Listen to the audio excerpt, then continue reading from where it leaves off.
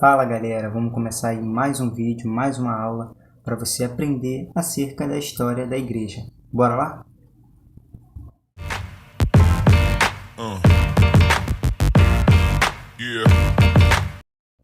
Para começar, a gente vai falar do Agostinho de Hipona. Quem foi Agostinho de Hipona? Para início de conversa, Agostinho de Hipona, ele foi um grande filósofo e teólogo da igreja, né? Querendo ou não, seja você católico ou protestante, deve reconhecer que ele foi um homem de grande conhecimento, né? Teve lá seus pontos fortes e seus pontos fracos. Agostinho, ele era um cara como qualquer outro, vivia uma vida como qualquer outro e tinha lá os seus problemas de vícios e etc. Até que um dia ele se converteu. Ele ouviu falar de histórias de homens como Antão, que seus amigos contavam, e um belo dia ele pegou a Bíblia e leu uma determinada passagem que o fez entender a graça que é ofertada em Cristo Jesus. E isso vai se tornar a base de todo o seu ministério. Tanto que lá na frente ele vai combater um herege chamado Pelágio, que trazia questões de que era preciso o homem fazer a sua parte para poder conseguir isso ou aquilo, sendo que na verdade Agostinho defendia que apenas a graça poderia nos ajudar a fazer qualquer coisa. Todos os nossos esforços não seriam nada se nós não colocássemos Deus à frente disso.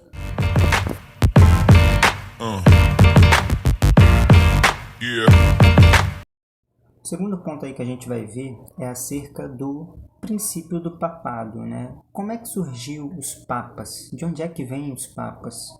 Né? Quem já viu alguma reportagem já deve ter ouvido falar acerca de que o papa ele é o sucessor de Pedro. Como assim Pedro?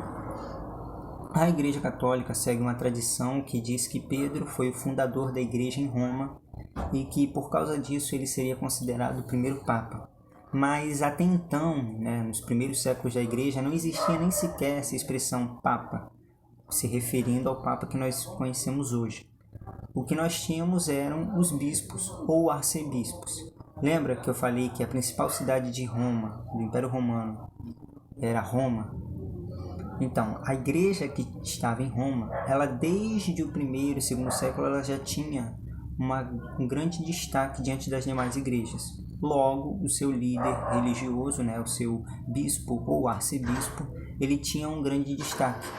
E isso ficou mais claro na época do que nós conhecemos como Papa Leão, que não era ainda papa, era arcebispo, e ele acaba resolvendo um determinado conflito na região da Europa, que faz com que ele tenha, então, um grande vislumbre diante de todos, ficando mais tarde conhecido como o primeiro Papa.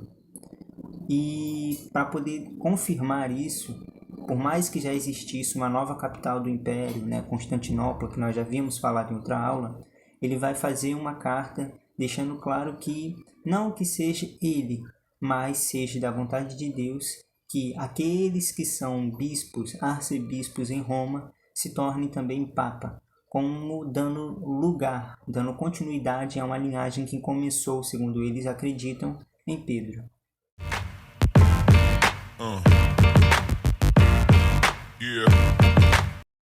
Agora a gente vai falar da Igreja Ortodoxa. Quando é que surgiu a Igreja Ortodoxa? Será que a Reforma Protestante foi a primeira, o primeiro rompimento que houve na Igreja Católica? A gente vai ver que não.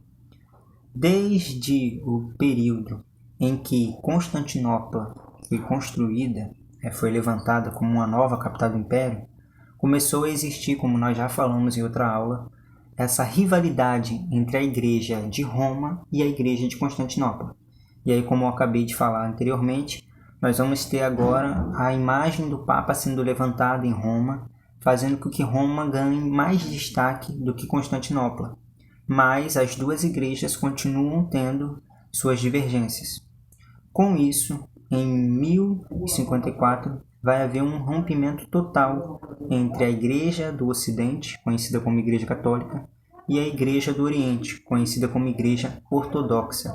A Igreja Ortodoxa, inclusive, ela tinha doutrinas muito específicas, principalmente no tocante aos seus ícones, às suas imagens, em que os seus seus seguidores eles tinham que entrar no templo e primeiramente ir falar ou ir orar com as imagens para poder depois entrar na parte central das igrejas.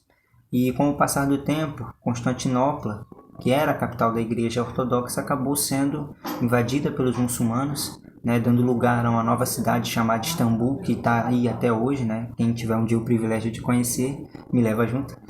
E a igreja ortodoxa ela ficou meio que sem saída. De um lado tinha a igreja católica, do outro tinha o islamismo, né, juntamente com os muçulmanos. Até que houve um corredor sendo aberto para o lado norte. E aí nós vamos ter a igreja ortodoxa saindo daquela região ali da Ásia, né, hoje a atual Turquia, para a região da Rússia.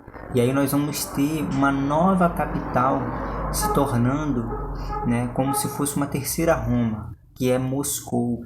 Moscou ela toma características de Roma e características de Constantinopla. De Roma ela toma o título do seu imperador, né, César, né, a palavra czar, né, do russo, ela nada mais é do que esse título de imperador vindo de César. E ela vai tomar de Constantinopla a religião da igreja ortodoxa. Né? Por isso que até hoje nós vemos uma grande força de igreja ortodoxa na Rússia.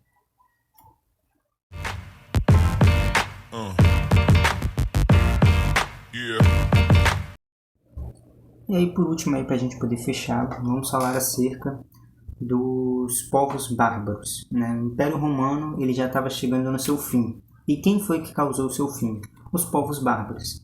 Esses povos nada mais são do que os povos que não pertenciam ao Império Romano. Eram povos que vinham da parte norte da Europa. E com o passar do tempo eles começaram a invadir o Império Romano e conseguiram acabar com suas bases. Acabaram com o Império, mas não acabaram com a sua fé.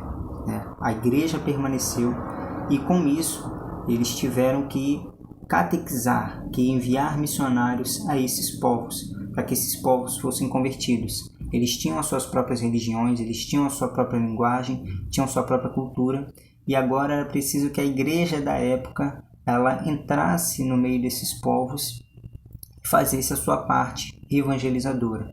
Né? Na verdade, a gente vai ver que muitos líderes, né, dos bárbaros até se converteram ao evangelho, até se tornaram cristãos.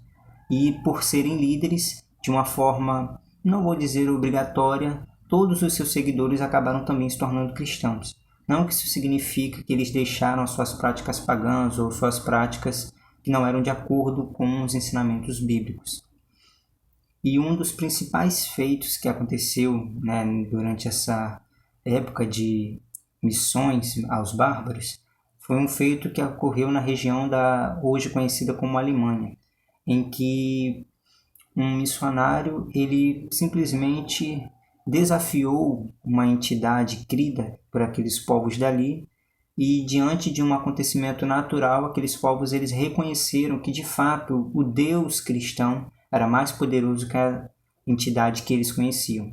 E isso foi comum durante todo aquele período. E aí a gente dá fim ao período que nós conhecemos como o Império Cristão. E agora a partir daí a gente vai entrar na Idade Média, né, da Igreja, na Idade Média da Europa. Então galera, foi mais esse um vídeo.